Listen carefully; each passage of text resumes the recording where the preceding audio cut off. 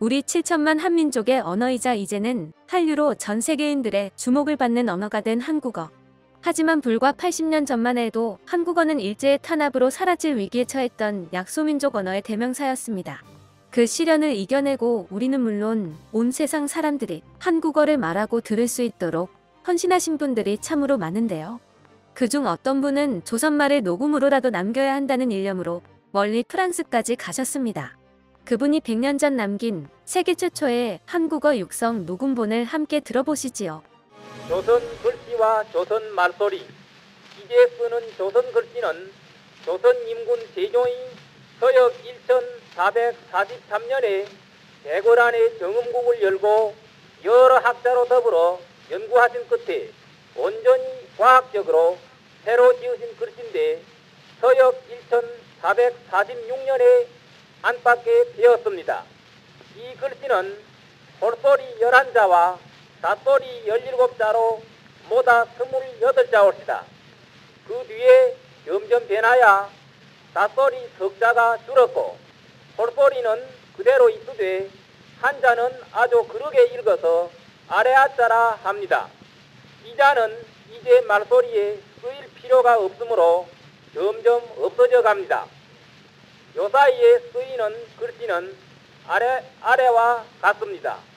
아, 야, 여, 오, 요, 우, 유, 이, 그, 누, 뜨, 르, 무, 부, 쓰, 스, 스, 크, 이제 조선말에 쓰이는 소리를 소리가의 별대로 보자면 아래와 같습니다. 홀소리 아, 오, 우, 에, 이, 으. 홀소리의 거듭 야, 여, 요. 방금 들으신 것은 1928년 국어학자 고루 이극노 선생이 프랑스를 방문했을 때 일제의 조선어 말살에 대비해 한글이 어떻게 만들어졌고 어떤 원리로 된 문자며 어떻게 발음하는지 등을 본인의 목소리로 남긴 녹음본입니다.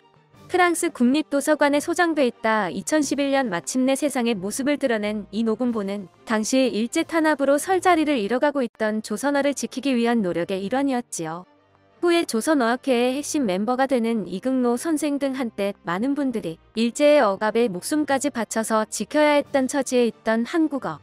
그로부터 수십 년 뒤 그 한국어의 현재 위상은 어느 정도고 얼마나 많은 사람이 쓰는가. 그 답을 하버드에서 동아시아학 석박사 학위를 받고 브레검 영대학교에서 한국학을 30년 이상 강의한 마크 피터슨 교수가 알아봤습니다.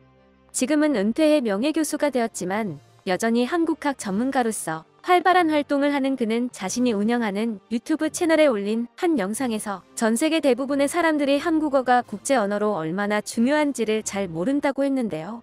그가 보여준 자료에는 전 세계에서 한국어를 사용하는 인구가 7,500만 명으로 7,550만 명이 쓰는 자바어에 이어 세계에서 13번째로 많은 것으로 나왔습니다. 믿기지 않으실 분들이 많겠지만 이는 7,200만 명이 쓰는 불어보다 더 많은 수치지요. 그러면서 한국어를 쓰는 사람들이 영어나 독어를 쓰는 사람보다 적지만 이탈리아어나 스페인어를 쓰는 사람들보다는 많다며 한국이 유럽에 있었다면 한국어는 유럽 주요 언어 중 하나가 되었을 거고 한국도 유럽 주요 국가가 되었을 거라고 했습니다. 불어가 한국어보다 많이 쓰인다고 하는 건 제2외 국어로 쓰는 사람들의 수까지 포함해서 그런 거라며 한국어도 불어처럼 제2외 국어로 쓰는 사람들을 늘릴 수 있도록 해야 한다는 것도 강조했지요. 피터슨 교수의 말처럼 현재 우리 교육계와 정부, 문화계는 각국 언어로 한국어 공인 교재를 만드는 등 세계의 한국어 보급을 하기 위해 많은 노력을 기울이고 있는데요. 그런 노력과 한류 열풍에 힘입어 세계적으로 가장 권위 있는 옥스퍼드 영어사전의 막내나 동생, 오빠, 언니 등의 한국어 단어들이 우리말 발음 그대로 등재되는 등 한국어의 위상은 날이 갈수록 높아지고 있습니다. 요즘에는 콜드플레이의 마이 유니버스나 고 주스월드의 걸 오브 마이 드림스 등 서구 인기 가수들의 노래에서 방탄소년단 멤버들이 한국어로 부른 가사가 들어가는 등 대중문화에서도 한국어는 각광받는 언어가 되었지요. 그러나 현재의 이런 위상과 정반대로 80여 년 전만 해도 한국어는 지구상에서 사라질 위기에 처해 있던 언어 중 하나였습니다. 일제의 한국어 말살 정책 때문이었지요. 1940년 동아일보와 조선일보 등 조선어로 된 신문들을 폐간하고 조선인 징병이 논의되기 시작한 1942년에는 국어 전회 상용운동을 통해 사실상 일어 사용을 강제한 게 대표적입니다. 그에 앞서 1938년에 발표한 제3차 조선교육령에서는 명목상으로나마 필수 과목이었던 조선어를 수일 과목, 즉 선택 과목으로 만들어 아예 공교육에서 퇴출시켰지요. 일제가 이렇게까지 철저하게 사람들의 조선어 사용을 막고 금지한 데에는 다 이유가 있는데요. 만주어 소멸과 그에 따른 만주족의 소멸 사례를 벤치마킹한 겁니다. 명예쇠퇴와 임진왜란을 겪고 있는 조선지원 등으로 경계가 소홀해진 걸 틈타 힘을 키워 후금을 세우고 나중에는 중국 본토까지 정복해 청으로 거듭난 만주족. 하지만 그들은 한족들의 발달한 문명에 매료돼 자신들의 언어와 문화를 버리고 동화되기 시작했는데요. 결국 시간이 지나면서 한족과 차이가 없어진 그들은 만주족이라는 정체성까지 잃어버려 사실상 만주족은 세상에서 사라졌습니다. 바로 이걸 일제는 우리 민족을 대상으로 실시하려 했던 것이지요. 우리에겐 다행히도 이 악랄한 음모가 성과를 거두기도 전인 1945년 8월 일본이 2차 대전에서 패해 우리의 말을 지킬 수 있었습니다. 설령 일본이 2차 대전에서 패하지 않았거나 전쟁이 몇 년 더 지속되었더라도 조선어, 즉 한국어는 지구에서 쉽게 사라지지 않았을 건데요. 앞서 들으신 바와 같이 이극노 선생이 일제의 손길이 닿지 않는 저먼 프랑스 땅에 조선어가 어떤 말이고 어떻게 만들어졌는지 음성으로 남겨놨기 때문입니다.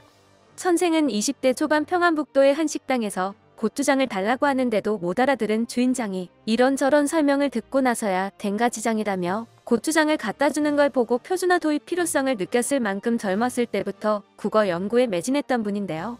그 뒤 상하이 퉁지대학을 졸업하고 독일 베를린에 있는 훔볼트 대학에 유학을 가는 등 학자로서 엘리트 코스를 밟은 선생. 그는 1923년 훔볼트대 동방어학부에 조선어과를 개설해 현지 학생들을 대상으로 강의를 하며 나라 밖에서도 조선어를 알리기 위한 활동에 열심이었습니다. 이극노 선생의 조선어 강의는 관련 기록이 발굴된 2007년 이전까지 독일 대학 최초의 한국어 강좌 개설로 기록됐던 1952년보다 무려 29년이나 앞선 거지요. 이극노 선생은 국어 교육뿐 아니라 조선의 독립운동과 일본의 침략전쟁, 일본 제국주의에 대항한 조선의 독립투쟁 등의 책을 도구로 내며 일제의 만행과 그에 맞선 독립운동을 알리는 데도 힘썼는데요.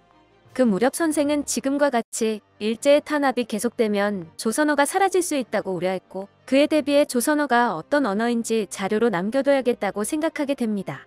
그래서 선생은 1928년 프랑스를 대표하는 명문 파리 소르본 대학의 구술 아카이브 스튜디오를 찾아갔는데요.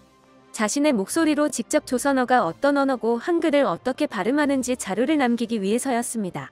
이때 녹음된 선생의 목소리는 현재까지 공식적으로 확인된 세계 최초의 한국어 육성 녹음본이라는 점에서 매우 가치가 있지요. 이상 사람들은 하느님은 공경할 줄을 알되 사람은 공경할 줄을 알지 못합니다. 얼마나 거꾸로 된 생각입니까? 이극노 선생은 한글과 한국어에 대한 것 외에도 일부 종교인들의 그릇된 행태를 비판하는 등 당시 세상사에 대한 자신의 생각도 녹음해서 남겼는데요. 이 역시 당시 사회상과 언어 표현들을 알 수 있게 해준다는 점에서 의미가 있는 자료입니다. 소르본 대학에 녹음본을 남긴 뒤 선생은 이듬해 귀국해 그해 4월 조선어연구회에 가입하고 10월에는 조선어 사전 편찬회를 조직해 간사장을 맡는 등 국어 연구와 교육을 위한 활동을 이어갔는데요. 1930년에는 한글 맞춤법 제정을 결의하고 그 다음 해에는 외래어 표기법 및 부수문제 협의회 책임위원을 맡은 데요. 1933년 한글 맞춤법 통일안을 발표하는 등 현대 한국어 표기법 및 맞춤법을 정립하는 데 큰 공을 세웠습니다. 이후 1941년 외래어 표기법 통일안을 내는 등 일제의 탄압이 극에 달한 40년대에도 연구에 매진하던 이극노 선생은 다음 해 10월 조선어학회 사건으로 도옥돼 해방 직전까지 옥고를 치러야 했지요. 같이 사건에 연루되셨던 이윤재, 한징 선생은 안타깝게도 조국의 해방을 못 보고 옥에서 세상을 떠나셔야 했는데요. 우리말은 이런 분들의 희생이 있었기에 지켜질 수 있었음을 잊지 말아야겠습니다. 이극노 선생 등 많은 분들의 헌신과 희생으로 일제의 탄압에도 무사할 수 있었던 한국어. 그분들의 노력은 헛되지 않아 한국어는 오늘날 우리 민족의 문화를 세상에 알리는 첨단에 서게 되었습니다. 다시 한번 그분들의 노고에 감사를 표합니다. 끝까지 시청해주셔서 감사합니다. 도움이 되셨다면 좋아요를, 다른 이야기도 궁금하시면 구독을 눌러주세요.